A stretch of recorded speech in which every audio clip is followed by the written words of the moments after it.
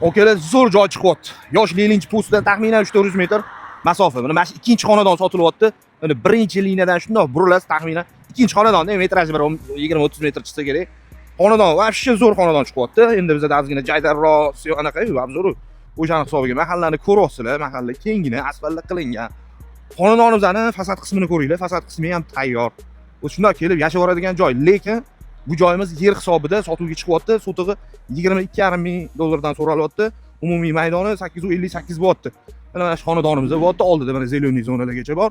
Xullas 6 ta xonasi bor. Podvallari, xullas hamma shart-sharoiti tayyor. Yashab turibdi o'zi. Endi kimgadir qiziq bo'lsa, nomerlar qoladi. Bemalol aloqaga chiqasizlar, ko'rasizlar, kelib yoqsa talashib tortishib sodasini qilib yuboradigan joylari. Mana yo'llarni ko'rasizlar. Juda ham keng, yo'lagi juda ham keng. Baseylarni ham to'ldirib qo'yishdi, ko'rasizlar. Xonadonni qarang. Juda ham fazli. Chiroyli xonadon balandligini ko'ring. Xonadonimizni ko'ryapsizlar. Mana shu yerdan shundoq kirib kelindi. Podvalda ham ikkita katta xona bor. Xonalarga yana ajratib tashlasa bo'ladi.